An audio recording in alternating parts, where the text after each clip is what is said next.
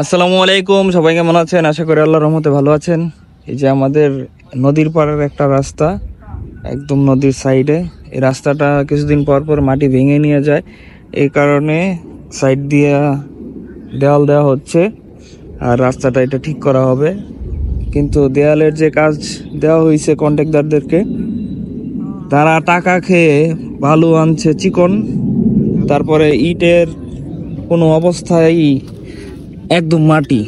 এই যে দেখেন ইটের অবস্থা, এক একটা ইট হাত থেকে ছাড়লেই ভেঙে যায়। এই যে রাখার সাথে সাথে ভেঙে কি অবস্থা। কত নাম্বার যে ইট, মানে বাটা থেকে টোকায় টাকায় এই না মনে কাজ করে, এভাবে প্রত্যেকটা কাজে কাজে টাকা খায়। কি বাজে অবস্থা। তো আমরা এলাকাবাসী এবং ছাত্র সমাজ এখানে এসেছে। কি অবস্থা, খুব সুন্দর কাজ চলতেছে। এই যে হাত দিয়ে ধরলে ইট ভেঙে যায়। ঠিক আছে, এই ইট দিয়ে কাজ করতেছে। আমরা এখন আইসা কাজ বন্ধ রাখছি, ইট চেঞ্জ করে ভালো ইট আনলে তারপরে কাজ হবে। তোমার কোনো বক্তব্য আছে? বক্তব্য কি, কাজ বন্ধ রাখবো, কাজ করা হইব না, ইট দিয়ে ইট চেঞ্জ হইব তারপরে কাজ। ঠিক।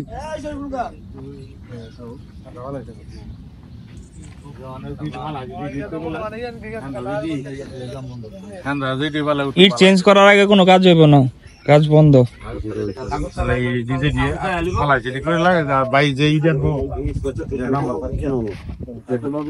এখন এই ইট মনে করেন দিলে এমনিতে নদীর সাইডে পানি বাড়ি খাইবো, ইট ভালো ইটই তো নষ্ট হয়ে যাবো তাড়াতাড়ি। আর এই বাজে ইট লাগাইলে তো হইছেই, তো এই করার থেকে না করাই থাক, মাটি থাক। তো মাটির মতো ইট আইনা দেওয়ার তো কোনো দরকার নাই, বুঝেন নাই? তো মাটি ভালো।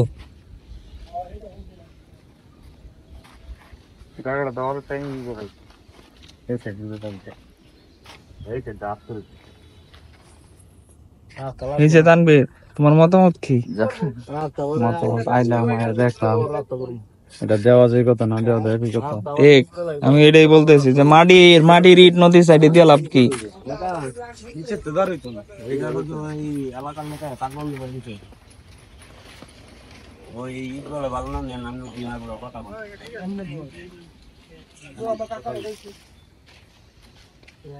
কি অবস্থা, ইট হলুদ হলুদ।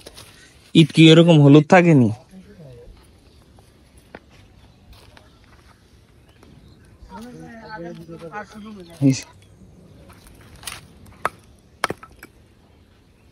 এত আসতে পারিতে ইট ভেঙে যায়। ইট দিয়ে রাস্তা করতেছে, রাস্তার তাও নদীর সাইডে, নদীর পানিতে তাড়াতাড়ি নষ্ট হইব। এই যে হাতে ভাঙে, এই ইট যদি হাতে ভাঙে, এই ইট দিয়া আগের যুগ আছে চুরি করে খাইবো। আওয়ামী লীগের যুগ আছে নাকি এখন? এভাবেই তো চুরি করে খাইছে, এই যুগ বুইলা যান গা। ঠিক আছে, কিন্তু আজকে যেহেতু লেবাররা এসে পড়ছে, আজকে পর্যন্ত কাজ করুক, কালকে থেকে আর একটা ইটও খারাপ লাগবে না। ওনার সকালে আসবে, আইসা সবার সাথে কথা বললে পরে ইট আনাবে।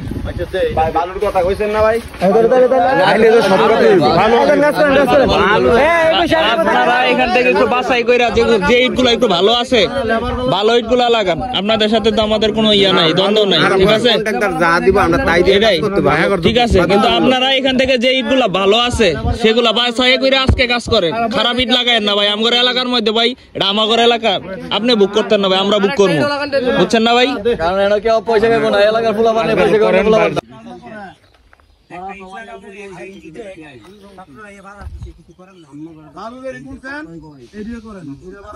কি অবস্থা, এই হলো ইট।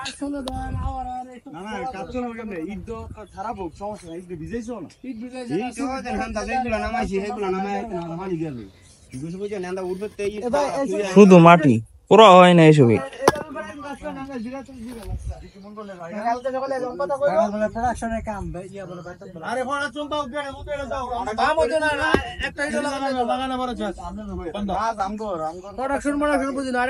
দাদা এত সুন্দর একটা ইট লইছেন, এটা তো তাও বাছাই করে ভালোটা লইছেন মিয়া, এতে খারাপ তো অভাব নাই মিয়া।